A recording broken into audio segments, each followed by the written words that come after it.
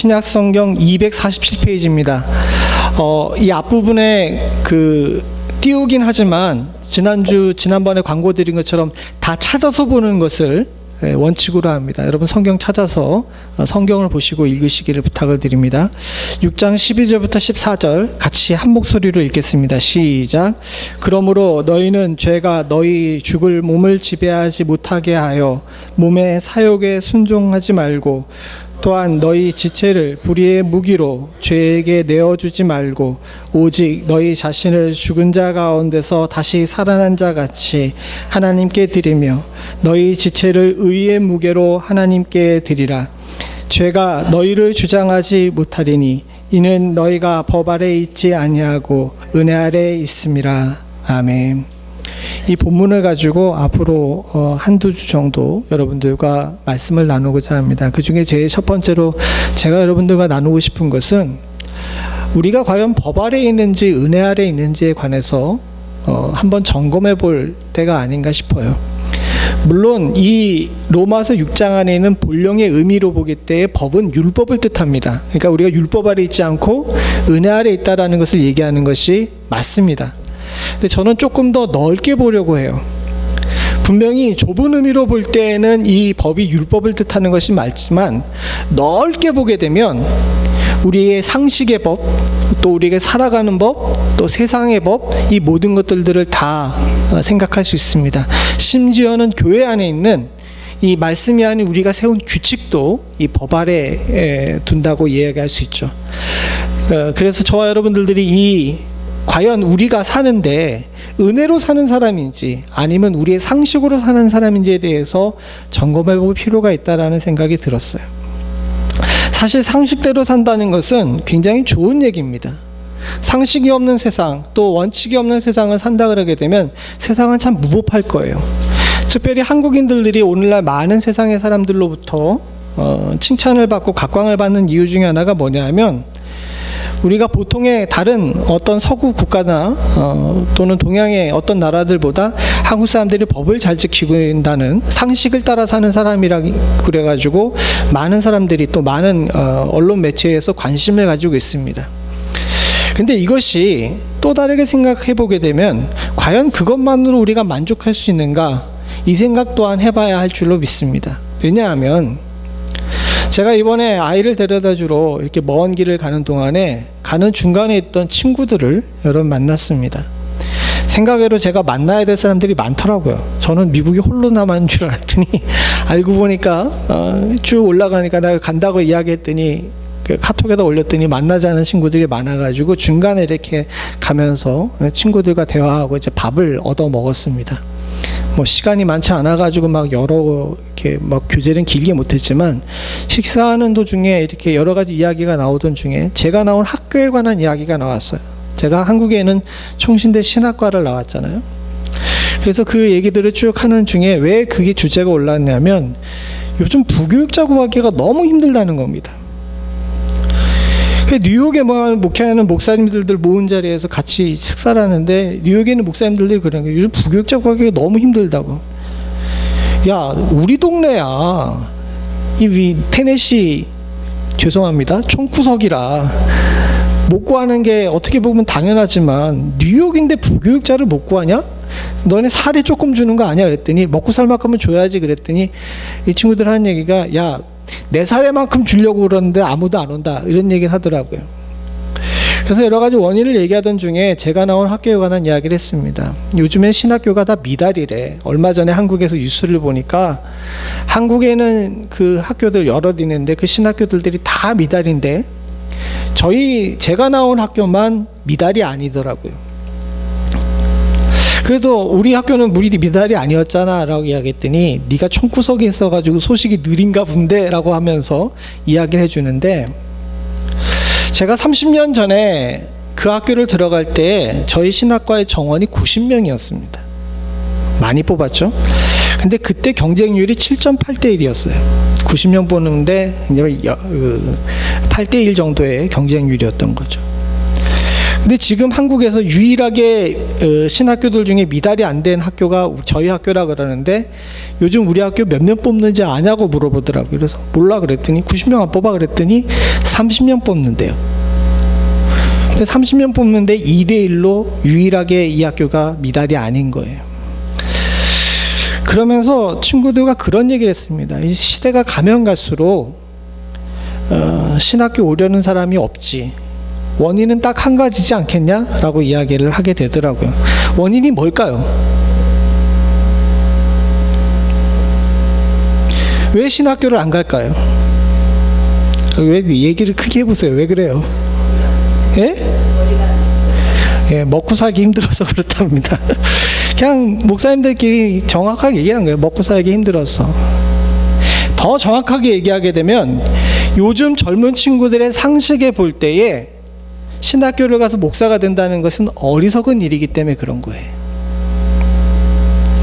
근데 이것이 굉장히 위험하고 안타까운 이야기인 것은 뭐냐면 미국의 사회도 그렇고 유럽의 사회도 그렇고 역사적으로 보게 되면 교회가 무너지고 사회가 세속화되고 성도들이 교회를 떠나게 되는 그 첫 스텝이 뭐냐면 신학을 공부하는 사람이 줄고 교회 헌신자의 숫자가 줄는 것으로부터 시작이 됩니다. 왜? 그만큼 교회 안에도 믿는 자들 안에도 은혜가 아닌 법 아래 사는 것을 더 우선하는 분위기가 된다는 것을 상징하는 일이기 때문에 그래요. 아이를 데려다주고 원래 계획은 주일날 오후나 늦게 월요일날이나 이렇게 도착하려고 그랬는데 그냥 아무래도 마음이 그렇지가 않아가지고 금요일날 토요일날 사모랑 둘이 번갈아 가면 운전하면 쉬지 않고 쭉 내려오는 도중에 제가 운전하면 와이프가 자고 와이프가 운전하면 제가 자야 되지 않겠습니까? 그러니까 조용하고 고요한 가운데 이렇게 내려오는 가운데 그 말을 자꾸 생각하게 되더라고요. 왜 우리가 언제부터 은혜 아래 사는 것이 아닌 법 아래 사는 것이 상식이 돼버린 그런 교회 상식을 가지고 살게 됐는가에 대해서 고민을 많이 하게 되더라고요. 그러면서 이 로마서 6장에 있는 말씀을 좀 생각을 해보게 됐습니다. 사랑하는 성도님들, 우리는 이런 부분에 대해서 그냥 세상이 흘러가고 또 여러분들과 저 같은 경우는 이미 은혜 아래 사는 것이 익숙하기 때문에 이 부분에 대해서 별로 문제의식을 느끼지 않는 경우가 많지만 어떻게 보게 되면 세속화되고 있는 이 세상 가운데서 저와 여러분들이 이 부분에 대해서 좀 고민을 하고 특별히 다음에 오는 우리 세대가 특별히 우리의 자녀들이 은혜를 택할 것인가 법을 택할 것인가 중에서 은혜를 택할 수 있는 사람이 되기를 위해서 기도해야 될 때가 지금 아닌가 하는 생각이 듭니다. 저와 여러분들이 이 말씀을 보면서 그 생각을 한번 같이 공유할 수 있기를 원하고요. 또 예화로 드는 한 사람의 이야기를 보면서 저와 여러분들이 저 사람이 왜 실패했는지 또 그리고 그에게 있어서 하나님께서 바라신 것이 무엇인지를 함께 돌아볼 수 있는 은혜가 있기를 간절히 소원합니다. 그래서 오늘 우리가 중점적으로 봐야 되는 것은 6장 14절이에요. 6장 14절만 다시 한번 읽어보겠습니다. 6장 14절입니다. 시작. 죄가 너희를 주장하지 못하리니 이는 너희가 법 아래 있지 아니하고 은혜 아래 있음이라. 제가 예화로 들고자 하는 사람은 성경 속의 인물입니다. 이 사람에 대한 성경의 평가는 아주 극과 극이에요. 열왕기에서는 굉장히 나쁜 왕이라고 하나님 앞에 범죄한 나쁜 왕이라고 이야기하지만 역대기에서는 조금 다르게 얘기를 합니다. 르호보암이라는 사람이에요. 여러분 르호보암이 누구죠? 우리가 이래서 성경 파노라마를 해야 됩니다. 바로 대답이 안 나오죠. 르호보암이 누굽니까? 솔로몬의 아들이에요. 열왕기에서 솔로몬의 아들인 르호보암을 나쁘게 이야기하는 데는 그만한 이유가 있습니다. 왜입니까? 물려받은 12지파의 이스라엘이 어떻게 됐어요? 그 사람 때 왕이 오르면서 분열이 됐죠. 그러면서 그 분열될 때 했던 아주 유명한 이야기가 있습니다. 이스라엘 장로들이 이 르호보암에게 왔죠. 와가지고 딜을 합니다. 당신의 아버지가 너무 우리를 못 살게 굴었으니까 좀 당신이 왕이 올라간 다음에는 좀 풀어달라라고 이렇게 요구를 했어요. 성경에서는 좀 더 이렇게 자세하게 얘기했지만 간단하게 얘기하면 그렇습니다. 근데 이때 르호보암이 어떻게 합니까? 자기와 자란 젊은 사람들의 이야기를 듣죠. 젊은 사람들이 이야기를 들어가지고 난 아버지보다 더 중앙 집권적인 그런 권력을 가지고 너희를 다스리겠다라고 이야기했더니 여기에 반발한 북쪽에 있는 열지파가 이제 분열하게 돼가지고 북이스라엘은 여로보암의 왕국이 되고 밑에 유다와 베냐민은 남유다는 유다가 되게 됩니다.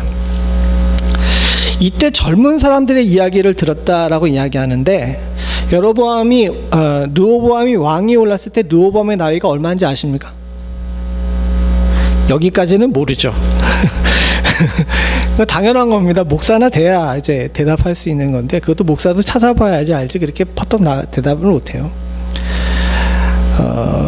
우리는 생각할 때 11개의 르호보암이 젊은 사람들의 이야기를 들었다 그러니까 르호보암이 왕위에 올랐을 때 르호보암의 나이가 20대 정도라고 생각을 하죠. 근데 사실은 아닙니다. 르호보암이 왕위에 올랐을 때 나이가 41였어요. 지금의 나이로 봐도 41는 적은 나이가 아니지만 이때 당시에는 평균 수명이 짧은 시대였거든요.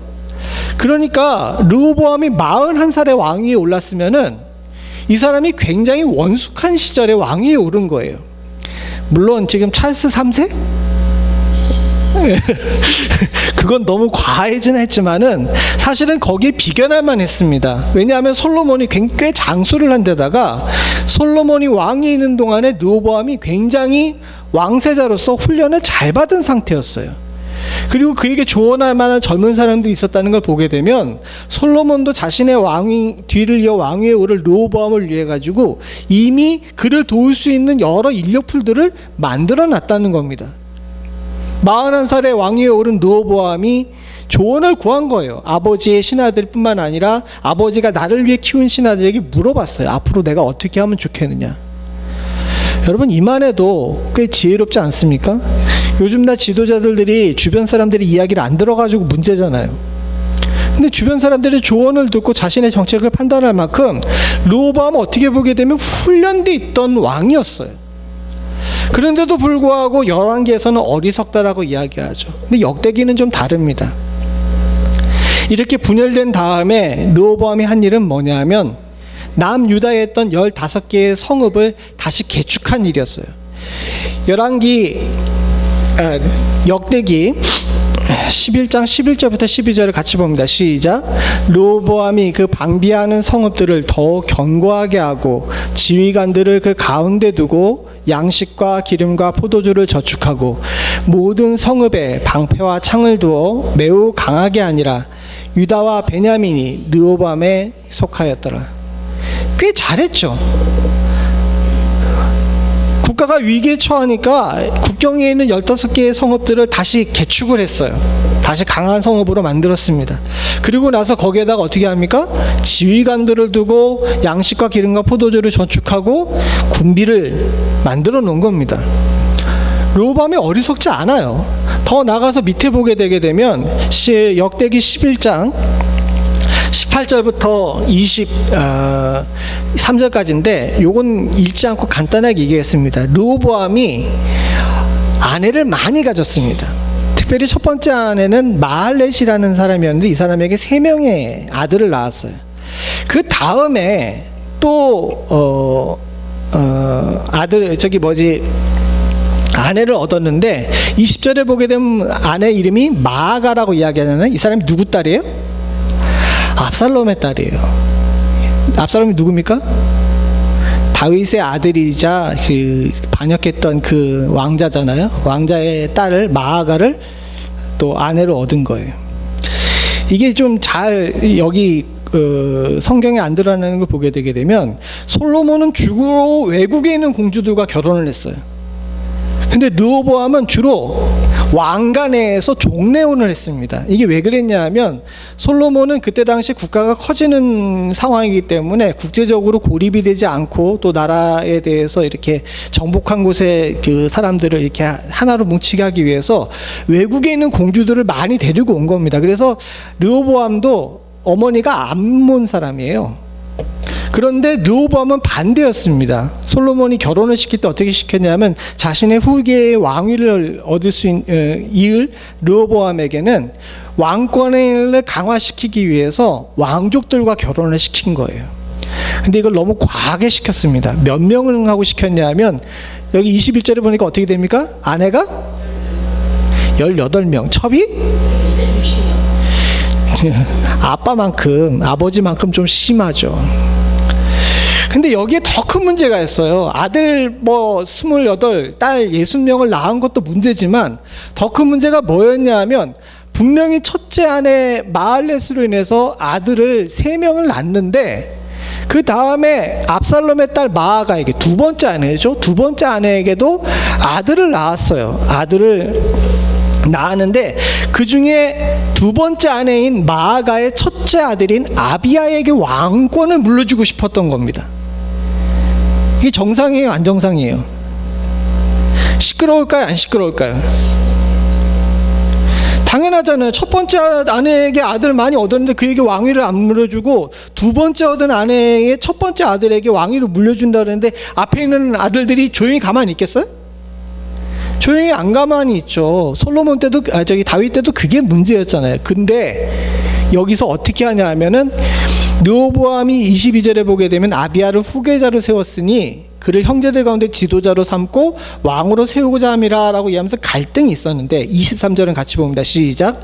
르호보암이 지혜롭게 행하여 그의 모든 아들을 유다와 베냐민 온 땅 모든 견고한 성읍에 흩어 살게 하고 양식을 후히 주고 아내를 많이 구하여 주었더라. 르호보암이 똑똑해요, 안 똑똑해요?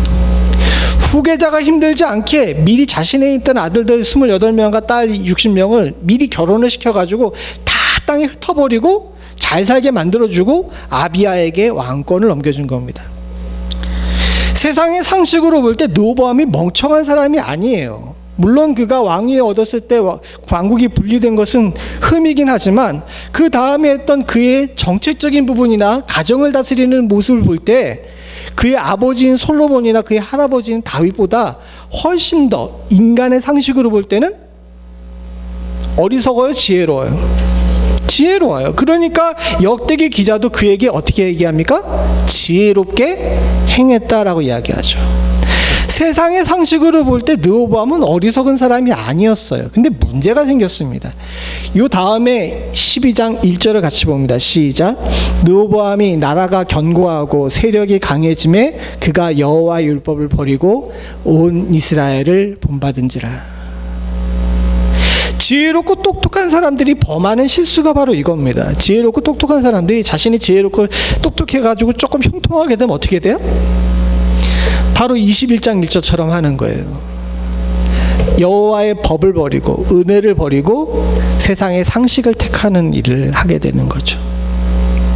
제가 첫 번째 문단의 제목으로 왜 법과 은혜 중에 법을 택하게 되는가라고 이렇게 생각을 해봤습니다. 여러분, 왜 은혜와 법 중에 법을 택해요? 이 이야기 쭉 들어보시니까 왜 법을 택하게 된 것 같습니까? 은혜와 법 중에 왜 법을 택하게 돼요? 르호보암이 하나님의 율법을 버리고 북이스라엘의 나쁜 짓을 본받은 것 왜 그랬어요? 예? 제가 설명을 잘못한 건지 질문이 나쁜 건지 여러분들이 대답하고 싶지 않은 건지는 잘 모르겠는데 한마디로 이야기하게 되면 내가 똑똑하다고 생각하기 때문에 자꾸 은혜와 법 중에서 법을 택하는 겁니다. 한마디로 얘기하게 되면 앞에 나와 있는 이 23절에 나와 있는 지혜롭게 행하다의 함정이 있는 거예요.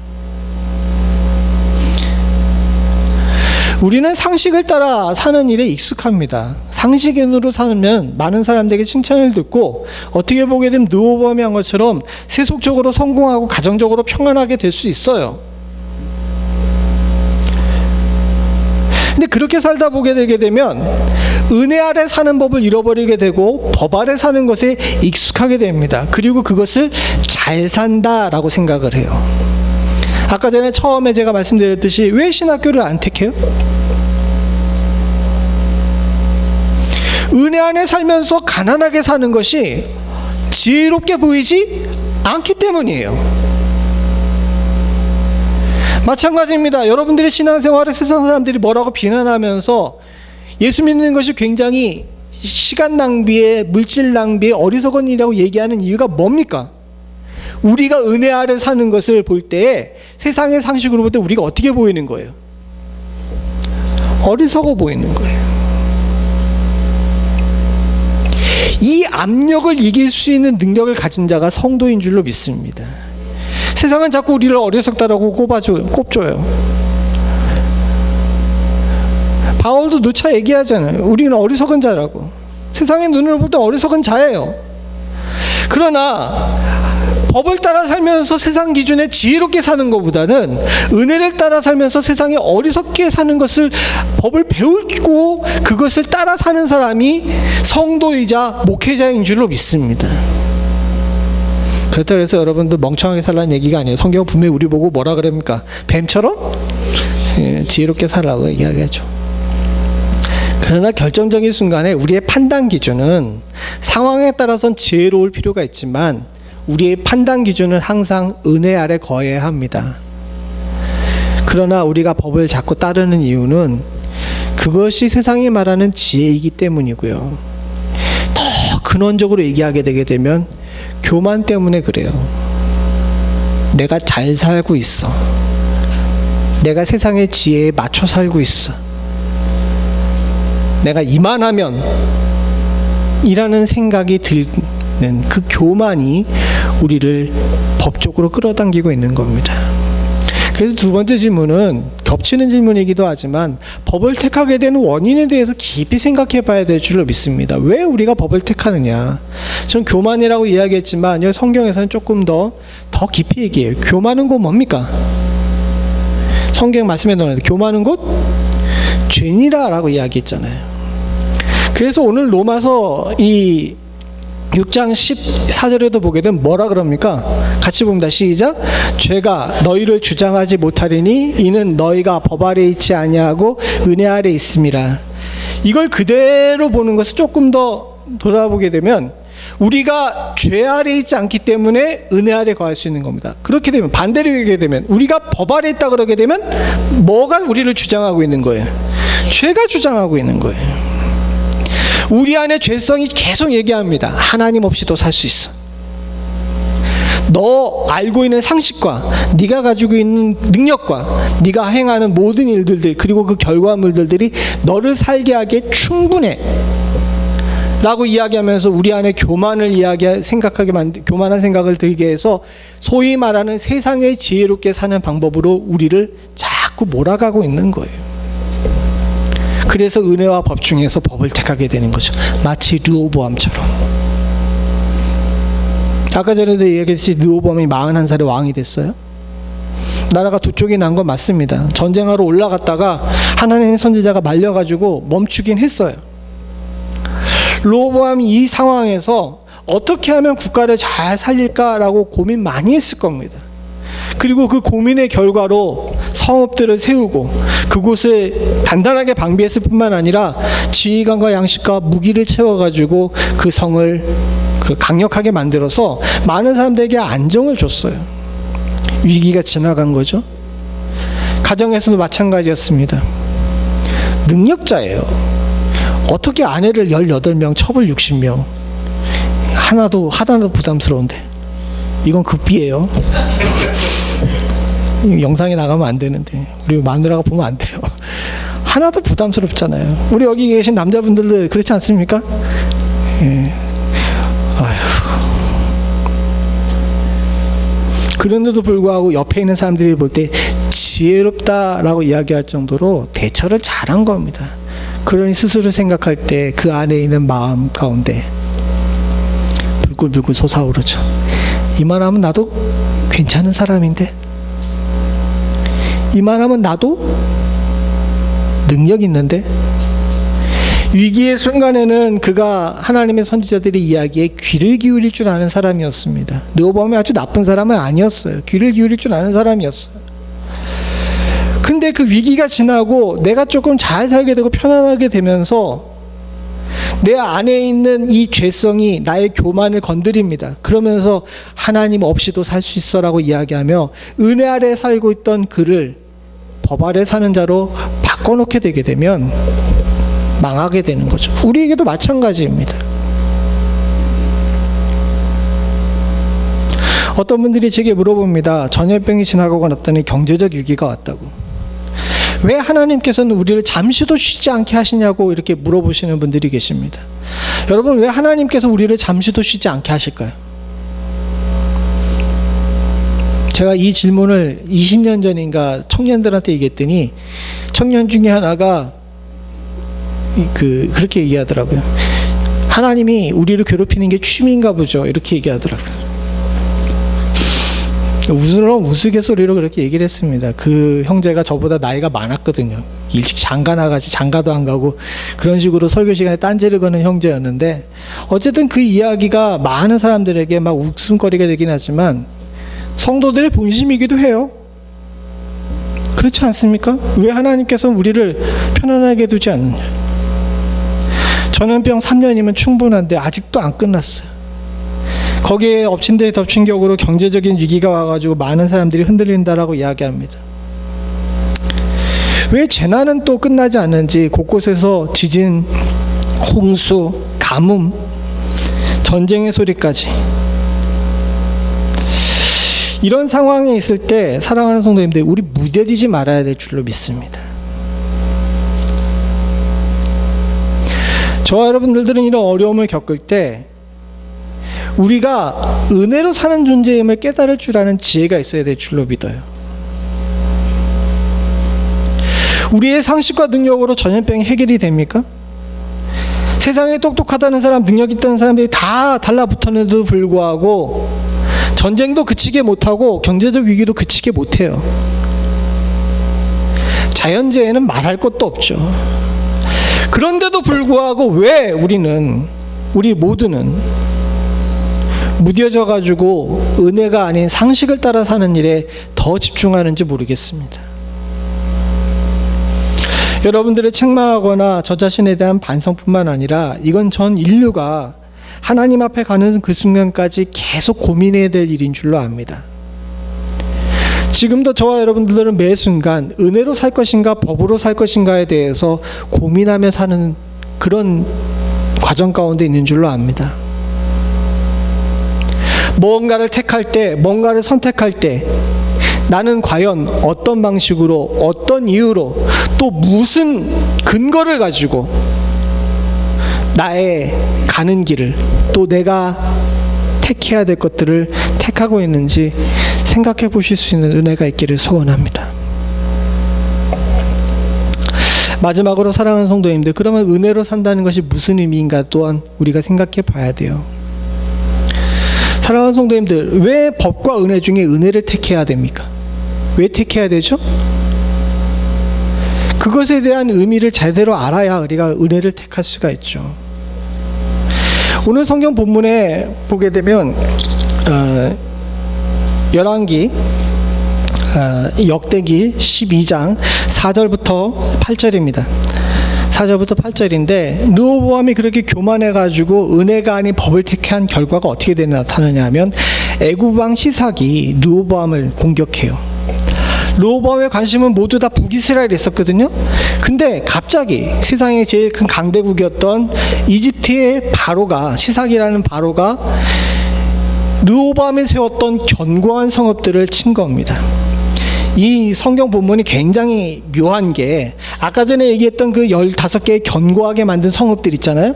바로 그것이 4장 14절에 12장 4절에 얘기하고 있는 저 견고한 성읍들을 이야기합니다. 르호보암이 자신의 자랑으로 삼아가지고 견고하게 만든 성읍들인데 이걸 다 어떻게 됐어요? 빼앗겼어요. 국가가 위기에 처하니까 유다의 모든 방백들이 예루살렘에 모였습니다. 이 상황 속에서 선지자가 예언을 해요. 여호와께서 이같이 말씀하시기를, 너희가 나를 버렸으므로 나도 너희를 버려 시삭의 손에 넘겼노라 라고 단언해서 선포해 버리십니다. 이에 급하니까 어떻게 됩니까? 이 법 아래 선택했던 사람들이 다 어디로 가요? 또 다시 어떻게 해요? 원래 그러잖아요. 우리도 법 아래 살다가 망하게 되면 어디로 와요? 웃기만 하고 대답을 안 하죠. 어디로 와요? 이제 은혜를 기대게 되는 거죠. 그래서 이스라엘 방백들과 왕이 스스로 겸비해서 하나님께 의로우시다 하면서 하나님께서 싹싹 빈빈다. 이제 은혜를 아래 오게 된 거죠. 그래서 하나님께서 긍휼을 베풀어 주셔서 예루살렘까지는 못 오게 하셨어요. 그러나 예루살렘에 있던 왕궁의 금방패를 다 가져가게 하죠. 그러면서 하시는 하나님께서 아주 중요한 선고가 있습니다. 8절을 같이 봅니다. 시작. 그러나 그들이 시삭의 종이 되어 나를 섬기는 것과 세상 나라를 섬기는 것이 어떠한지를 알게 되리라 하셨더라. 하나님을 섬기는 것과 세상 나라를 섬기는 것, 은혜 아래 거하는 것과 법 아래 거하는 것을 몸으로 체험시키겠다라고 말씀하고 계시는 겁니다. 우리가 위기를 느껴야 됩니다. 사랑하는 성도님들, 우리가 계속해서 우리 상식을 따라 사는 것을 그대로 고수하게 되게 되면 하나님께서 정말 큰일로 우리를 향해 치시면서 둘 중에 어디를 택하는 것이 더 좋은 건지 몸으로 체험해 볼래? 이렇게 얘기하실 때가 올 거예요. 그 일이 오기 전에 저와 여러분들이 정신 바짝 차릴 수 있는 은혜가 있기를 소원합니다. 이건 단순히 협박이 아닙니다. 목회자니까 예수 잘 믿으라고 여러분들에게 막 강요하고 협박하는 것이 아니라 목자로서 사랑하는 양들과 저 스스로에게 한번 우리가 주저앉았다 할지라도 끝까지 넘어지지는 않아야 되지 않겠습니까? 하나님 아래 사는 것과 세상 아래 사는 것 중에서 분명 하나님 아래 사는 것이 훨씬 더 좋은 일이라고 우리는 알고 있어야 돼요. 그리고 또 그것을 알고 있는 것만이 아니라 몸으로 항상 느끼고 살아야 됩니다. 아까 전에 제가 얘기했듯이 우리는 모두 다 은혜 아래 있어요. 그렇죠? 여러분들과 제가 모두 은혜 아래 있잖아요. 근데 자꾸 은혜 안에 살고 있는 우리들이 자꾸 법 아래로 가려고 합니다. 왜 그래요? 내 안에 두 법이 싸우거든요. 하나님의 은혜의 법과 세상의 죄의 법이 싸우고 있는데 누가 이겨요? 우리 가슴에 손을 얹고 다 손을 얹어보세요. 손을 얹고 여러분 입 밖으로 내지 말고 둘 중에 어디가 있는지, 이기고 살고 있는지 솔직하게 얘기해 봅시다.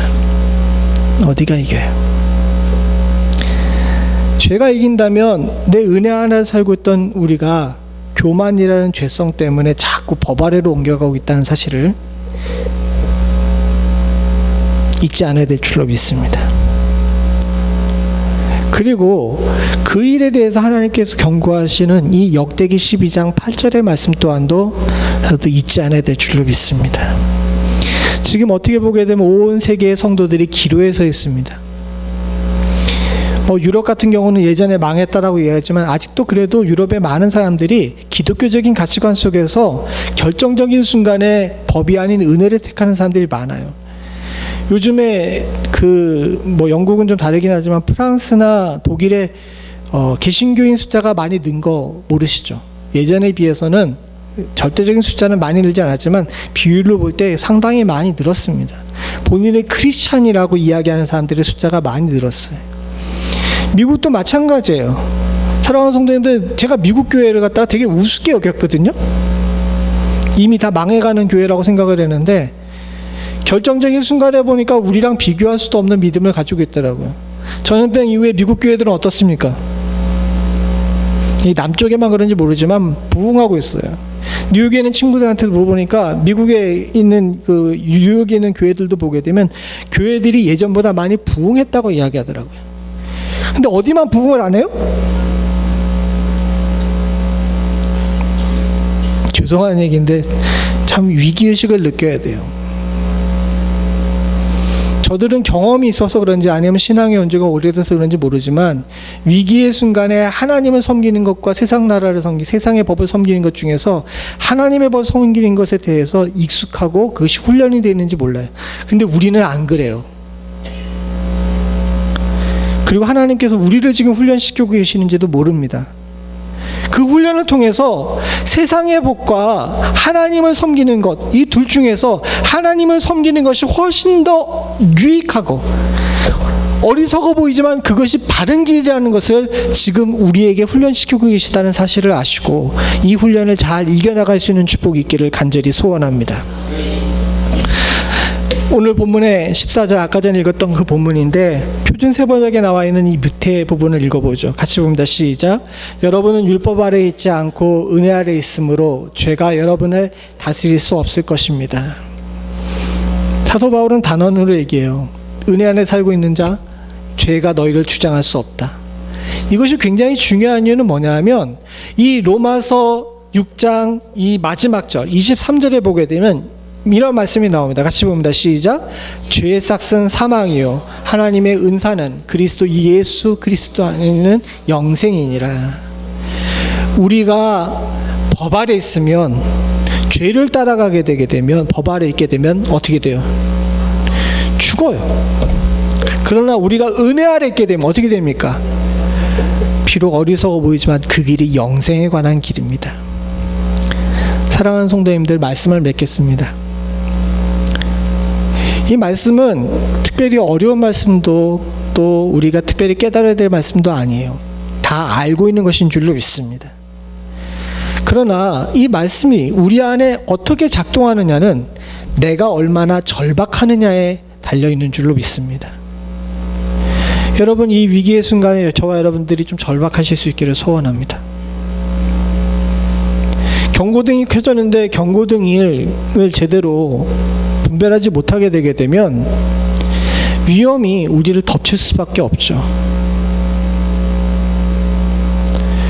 사랑하는 성도님들과 제가 이 위기의 순간에 주께서 주신 이 경고의 말씀들을 듣고 제대로 잘 판단해서 은혜 아래 사는 법을 지키고 산다면 저와 여러분들이 영생의 생명책의 이름에서 지워지는 일이 없을 줄로 믿습니다.